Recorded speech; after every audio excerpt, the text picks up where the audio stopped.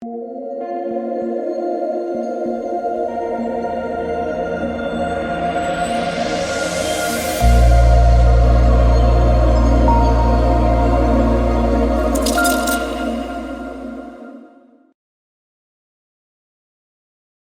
win or go home games. You win, you're in the playoffs. You lose, you're going home. 2 games late on Friday. We're going to be talking about in this video. Welcome, guys. My name is DK. I cover content for Draftkings, NBA, NFL, XFL, and for Prize Picks. Prize Picks, they're the sponsor of the video. It's been an insane run over the last 2-3 weeks for myself.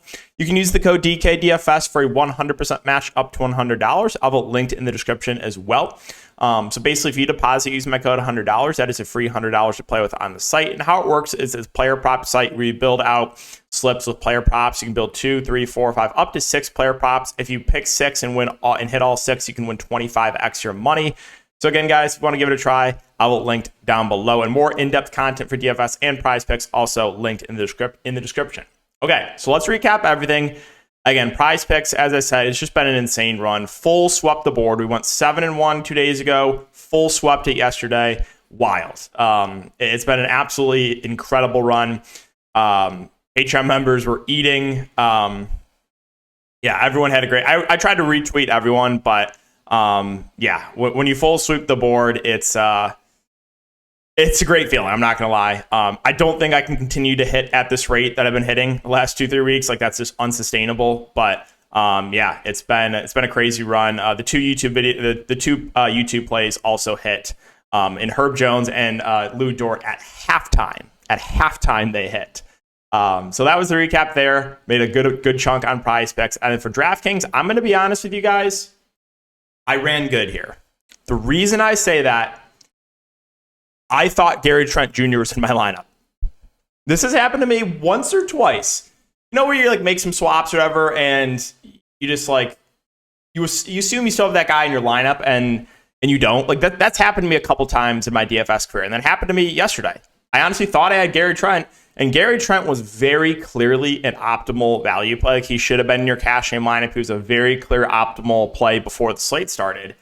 And after lock, I was like, wow, I assumed he was in my lineup, and he wasn't. So I got insanely lucky there, but we did talk about it with Trent, right? In the last video, I said he is very scoring dependent, and if he is not making the shots, they will limit him. Well, what happened? He couldn't make a shot, and they limited him. And he was like 75% owned in high stakes, and he was a massive bust because he's scoring dependent and he couldn't hit a shot. And if you went to the pivot and Isaiah Joe, it was the same thing. He also couldn't hit a shot. So yeah, I got lucky with that. I'm not gonna lie. But going over the rest of my lineup, so Van Fleet at low ownership was key for me. People were talking about that in the Patreon stream, how the point guard position was weak, and I told everyone I'm playing Fred Van Fleet. Yeah, I mean, I just really liked the more balanced build yesterday, right? There's just not a lot of great value. You saw massive chalk Gary Trent bust, Isaiah Joe busted. A lot of the value plays busted last night. I didn't understand why the big Jalen Williams got no ownership. I talked about that in my video, also on the stream, how I thought he was going overlooked. He almost went for a triple-double. So if you want there, he absolutely smashed. But yeah, I had Van Fleet, Levine, Vooch, and Kobe White in the early game. It was a little bit unfortunate that Kobe White in the second half didn't do a ton. He started off really hot in the first half at low ownership, but kind of got his minutes limited in the second half. They went to a bit more Caruso, who was playing extremely well.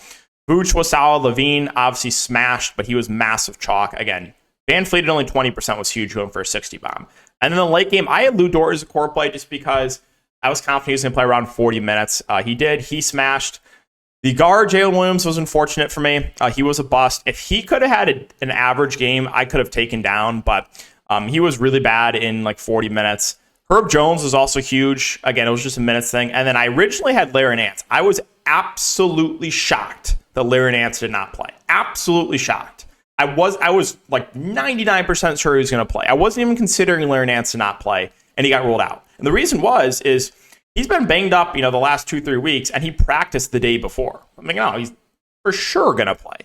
Didn't play in a winner-go-home game. So that really, really surprised me. So what I did is I just swapped to Josh Richardson.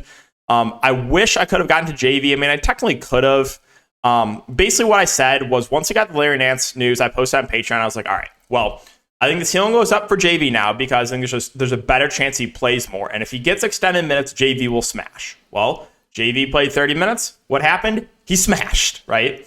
I said that there's a possibility that could go more small ball with Jay Rich and Najee Marshall. They really didn't. Jay Rich didn't get a minutes bump. And then I said, if they don't do that, they're going to play Jackson Hayes as the backup 5. And that's what they went to. They played Jackson Hayes as the backup 5. So that was the recap there. I won $600. Like I said, I ran good because I accidentally faded Gary Trent. I did not mean to. I was like, once after lock, I was like, well, I'm probably dead because Gary Trent is all the sharks were just all over Gary Trent as it should have been. But yeah, he couldn't hit the broadside of a barn, which we said was a possibility. And since he couldn't hit a shot, they really limited his minutes. So nice big day there for me on DraftKings. Massive day on Prize Picks. Hoping to keep that going for this 2-game slate. So let's talk about it. Chicago, Miami is the first game here. So for Chicago, I have a pretty good idea of what we're going to get from the rotation. Levine, DeRozan, Vooch, Caruso, Kobe White, Pat Williams, and Beverly, and a little bit of Ayo Dosunmu. I don't think we see Drummond in this game. I guess he could play a couple minutes. He played, 4 minutes last slate. But at top end guys, I mean, I know it's not the best matchup, but these guys are still too cheap with Levine, DeRozan, and Vooch for the minutes they're going to play. And I've noticed the last couple of these playing games, projection sites are just they're more conservative with their minutes. I saw projections for like mid to high 30s minutes for Levine, DeRozan, and Vooch. I was like on Patreon, no, I think these guys are playing 40 minutes. They like all played 40 minutes. So that's what one trend I've noticed is projection sites are a bit conservative with their minutes projections in the main guys. In winner go home games, I'm expecting like 40 plus minutes from all the main guys. So that's what I think we get tomorrow from Levine, DeRozan, and Vooch. Obviously, Levine had the massive game. I think he will be the most popular because of that. Also, he's got the nice eligibility. DeRozan was fine, but again, Toronto usually does sell out to stop him. And then Vucevic was also solid too. He played 39 minutes. So I like all three of the main Bulls. I think Levine will be the most popular, but I have no issue playing DeRozan, no issue playing Vooch. Now, Caruso got that pretty significant price bump from he was 3.9 up to 5K. He did play 31 minutes. Now, he is a guy that can do this, but I don't think we can expect 3 steals and 3 blocks again from Alex Caruso. So, not that he's out of play, but I do think he's a little pricey. That being Caruso at 5K. You got Kobe White at 4.8. He's a guy that I think has a little bit of a higher ceiling. Did only play 25 minutes, but I could see him playing a little bit more if he's shooting well. So I do have some interest in Kobe White for tournaments. I think Pat Williams at 4.7 feels a little bit pricey. Played 25 minutes last game. Also had 2 blocks, 2 steals. He's a guy that can do that, but I don't think we should be able to lean on that every single time happening. So I think he's a little pricey. Pat Beverly's 4.3, played 26 minutes. I'm expecting mid-20s minutes again from him. He's an okay value play. Didn't have the best game last game, but he still had some decent games where he's gone from 25 to 30. And then that's probably it. I don't think I get to Ayo Dosunmu, who only played 6 minutes last game. And then again, Drummond played 4 minutes. So that's a rotation for Chicago. Moving on to Miami. So for me, Miami's the biggest unknown. We got news that Eric Spoelstra might be switching up the starting lineup and also the rotation. So there's a lot of different things I think could happen. I think that Lowry could start tomorrow. I think that you could see Duncan Robinson in the rotation. They just need shooting. I think they could X out someone from this rotation. Maybe we don't see Oladipo. Maybe we don't see Kevin Love. There's so many things that could happen tomorrow for the Heat. Maybe we'll get some clarity, but we might not. So that's a bit tricky with the value for Miami. But top end guys, you got Jimmy, you got Bam, you got Hero. Jimmy at 9K, Bam at 7.6, Hero at 7.1. I think all look pretty good. Jimmy was really not good that last game, but I think he has a bounce back in him. Also, he shot 6 of 19 and still went for 44 fantasy points. So I do like Jimmy at the top. I think Bam is a little bit too cheap. Now, he did have 3 steals and 2 blocks, and he didn't really do much offensively, but he played 41 minutes. And right now, Miami they don't have anyone else, any other defensive bigs behind Bam. Kevin Love got cooked in the pick and roll. Cody Zeller got cooked. So what you could see happen is when Bam's not in the court, they might just go like small ball. They might just go like Jimmy at the 5 or like Caleb Martin at the 5. That's another possibility. They just don't play Love or Zeller because Chicago is one of the teams that can spread it out, right? Vooch is a guy that can stretch the floor. So I could see that happening as well. I think you're going to get whatever Bam's going to play as many minutes as he possibly can tomorrow, in my opinion. So I think he looks good. And then Hero dealt with some foul trouble last game, still in for 36 fantasy points. I like the price point on him. Again, a lot of these playoff slates, I lean just more towards the balanced build because there's usually just not a lot of value. So in this range, to get a guy that should play close to 40 minutes is very appealing.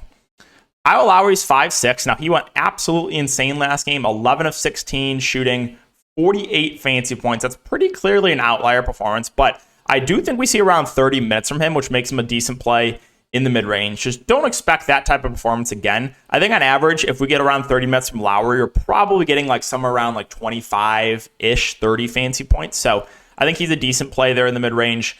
I could see Gabe Vincent move to the bench at 4.9K. I have a pretty hard time playing him over Kyle Lowry. I know the ownership will be massive difference, but even with the ownership discount, I still don't know if I can get to Vincent. I think there's also a chance that he doesn't start and loses minutes. So we'll keep an eye on that Miami news. And then the value is where it's like I just don't know what to do with this team. Max Strus, he was awful last game, shot 1 of 5. But again, if he's shooting well, he does have a ceiling.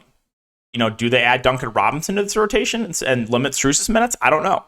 So there's just so much unknowns for Miami value that I think makes all these guys risky. Caleb Martin played 29 minutes last game, did absolutely nothing, but he's a guy that I could see playing maybe a little bit more because he's actually a decent defender. Kevin Love, again, he got cooked in the pick and roll, only played 3 minutes. Is there a chance that he could play a bit more in this game? Sure. He's a good point per minute guy. I also wouldn't be surprised though if he does not play. Oladipo, I was pretty surprised he actually saw rotation minutes. Only played 9 minutes. Maybe he gets X out of the rotation. You saw a couple minutes for Zeller last game. He also got cooked. And then Duncan Robinson did not play, but I think there's an outside chance that he could play tomorrow. So to be honest, of the 4 teams, I think Miami is the biggest unknown for me. Outside of Jimmy, Bam, Hero, Lowry, like outside of those main 4 guys, I think we get like low 30s minutes from Lowry and then probably like close to 40 minutes from Hero, close to 40 minutes from Butler, and probably like low 40s minutes from Bam. That's my guess. Outside of that, I don't know what's going to happen with Vincent or Strus or Martin, Oladipo. Does one of the backup bigs even play? Does Duncan Robinson play? I don't know.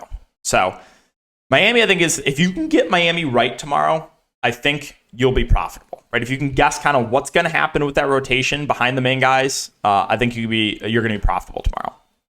Oklahoma City. So they actually ran a pretty tight rotation, which I'm glad with. I'm glad they did not run a deep rotation in a must-win game. You saw huge minutes for Shea, Giddey, Jalen Williams, the guard, and Dort, and that's what I expected. I thought we're going to see around 40 minutes from all those guys. You basically got that. So Shea at 10-4. I like his ceiling, but it is tricky to play him on a slate like this because there's just not a lot of value. So I like the upside in Shea. He's going to be low in my opinion. I like the upside in Giddey. He smashed. Literally no one played Giddey. And he can do this. A 31-point, almost triple-double for Josh Giddey. Insane game for him. Still, though, I have a hard time getting to him at that price. The guard Jalen Williams and Lou Dort, however, way easier to get to. Guard Jalen Williams had a bad shooting game, 4 of 14 shooting, but he played 40 minutes.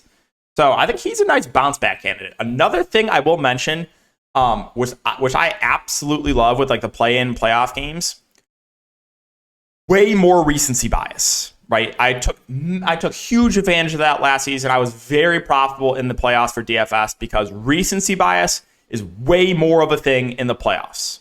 Way, way more of a thing. It's like the old days of DFS and why the old days of DFS, way back in like 2012, 2013, like the early days, it was so easy to win because recency bias was massive. People didn't really know what they were doing. If a guy had a good game the previous game, he was massive chalk the next game, even if he had like a really outlier game.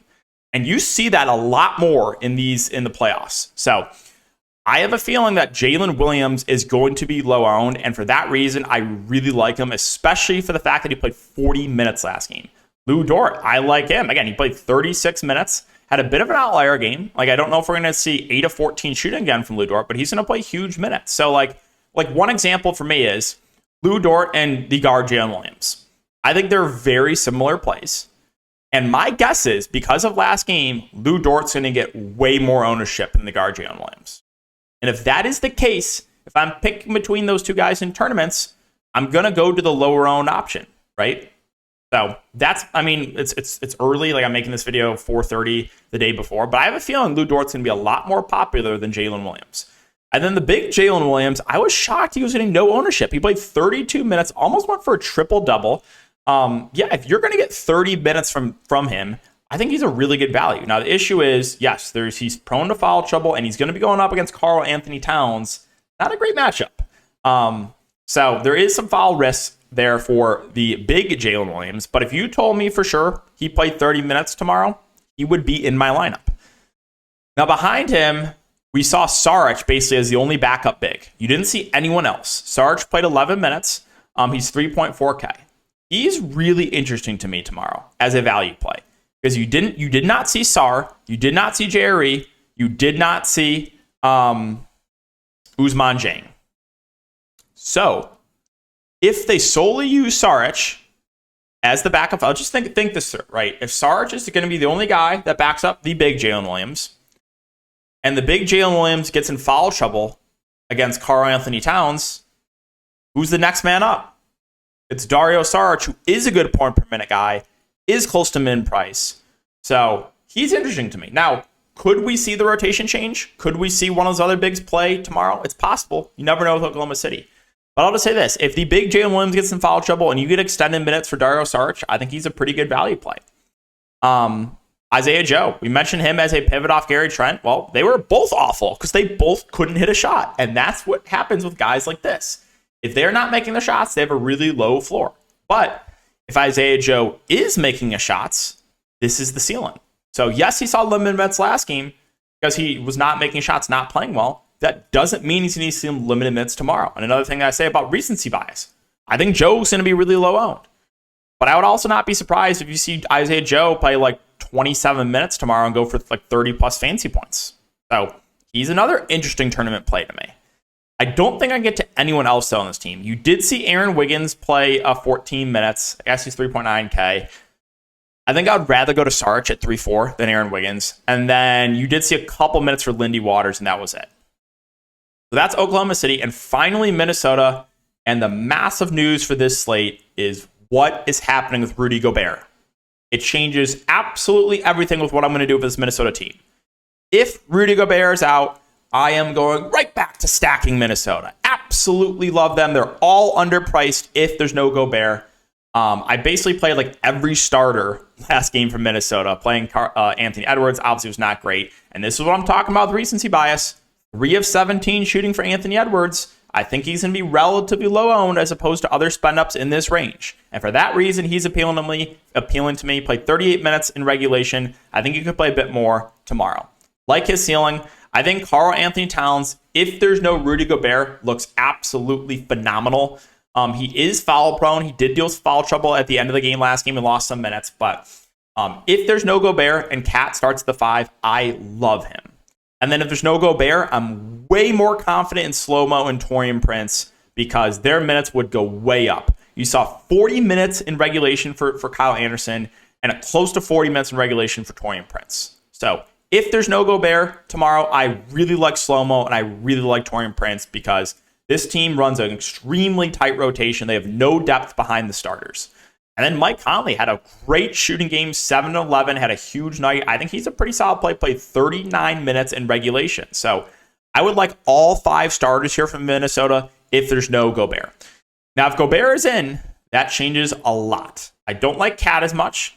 I think Slow-Mo, Taurean Prince lose a good chunk of minutes. They would be not out of play, but definitely not plays that I'm looking to prioritize. So that is huge. And then so I think they would move Taurean Prince to the bench would be my guess. And they would go Conley, Ant, Slow-Mo, Cat, Gobert as the starters with Prince coming off the bench.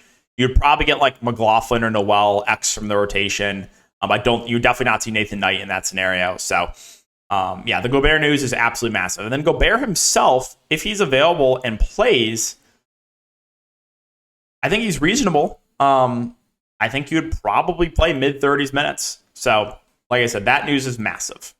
And then with these bench guys, there's no one I feel good about. You only saw 2 minutes of Nathan Knight last game, even with Gobert out, so I just don't think I can do that. You saw NAW played the most of the bench guys. He played 23 minutes. So I think if I had to pick someone, it would be him. But again, if Gobert's in and Prince moves back to the bench, you're going to lose minutes for NAW. McLaughlin was awful last game, 0 of 5, 1 fantasy point. I could see him not playing tomorrow. I could also see Noel not playing tomorrow. He's actually a guy, though, that can provide that offensive spark, but I don't think he's going to play huge minutes. And then that's it. You did not. I thought you could have saw Austin Rivers last game. You did not. So, like I said, Minnesota news, Gobert changes everything about the slate. Would love all 5 starters if he's out. I think they would all be underpriced. I would expect all 5 starters, assuming no foul trouble, to play around 40 minutes for Minnesota tomorrow. All right, guys, so that's going to do it for the video. If you have been enjoying, again, make sure to like, subscribe, hit the notification bell. Keep an eye out for the Prize Picks video. I'll have that up after this. And good luck. We'll see you in the next one.